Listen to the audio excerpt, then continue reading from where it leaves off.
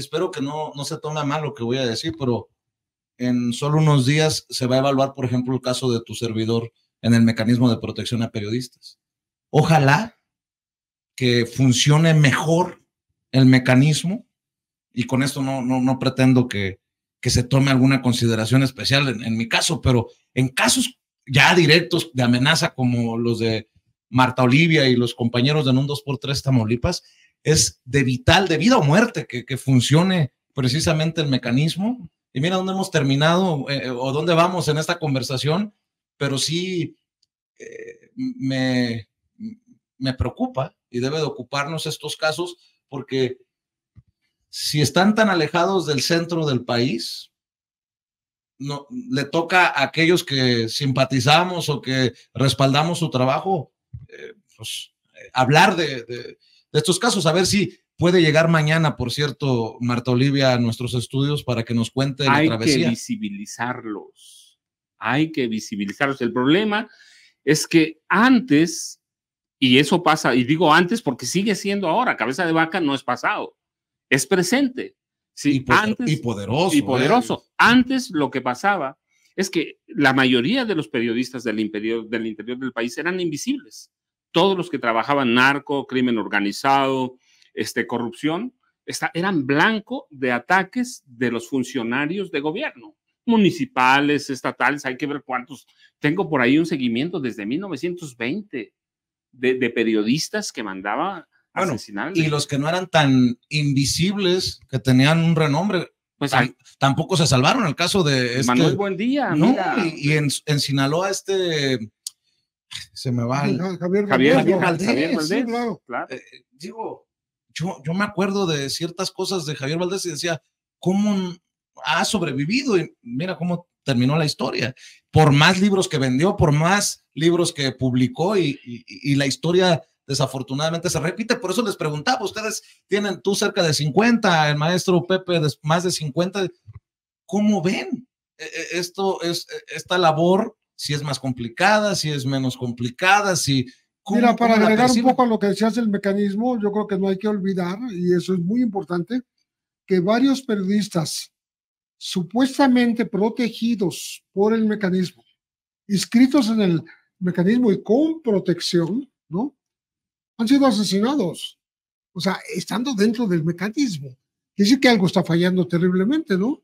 Yo he hablado con personas que traen en la mano su botón de pánico que dicen que no sirve para nada. Tú lo aprietas y te contestan 1 hora y media después a ver qué pasó. Pues no es un botón de pánico, ¿no? Da pánico traer ese botón. Es otra cosa, ¿no? Otra cosa. Pero además, con el agregado de que dicen de que la empresa externa que servía al mecanismo era gente muy cercana a García Luna, ni más ni menos. O sea, y que el botón de pánico lo que viene a hacer es un geolocalizador. Saben dónde estás porque traes tu botón de pánico. Entonces, todo ese tipo de cosas no se han revisado. Y el mecanismo ahí sigue su marcha a tropiezos y realmente ni tampoco ha cumplido con los desplazados.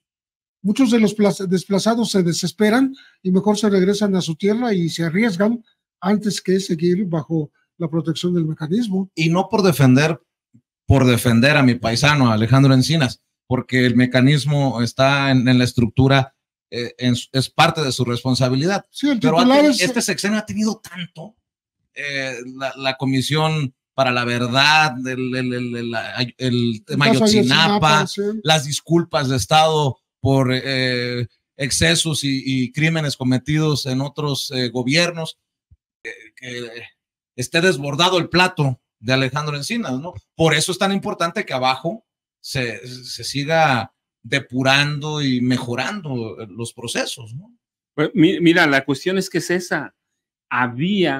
Hay tantos problemas en este país históricamente que atenderlo todos es complicadísimo. De pronto nosotros vemos la gran violencia.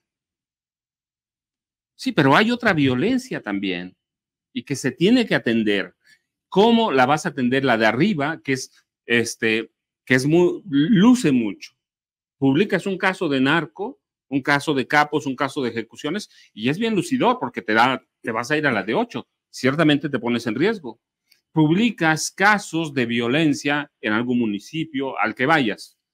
No luce tanto, pero hay que recomponer, y ese es el trabajo del presidente de la República, recomponer el tejido social de este país que se descuidó. ¿Cuántos años no se aumentó el salario mínimo en este país? Nunca, casi. Se aumentaba así, les vamos a dar 1% porque si no es inflacionario. Entonces había un esquema para romper a la sociedad. La rompieron. Recomponer eso lo va a hacer López Obrador. Tiene que él poner la semilla. Por eso, cuando hablan importante de seguir el cambio y cuando tienes a un frente opositor en el que tienes a García Cabeza de Vaca, tienes a Silvano Aureoles, tienes a José Ángel Gurría Treviño preparando el plan de gobierno para ellos, tú dices, qué miedo, entonces ya sabes para dónde van. Así que es un país en el que hay que recomponer toda la estructura del país, empezando por el tejido social.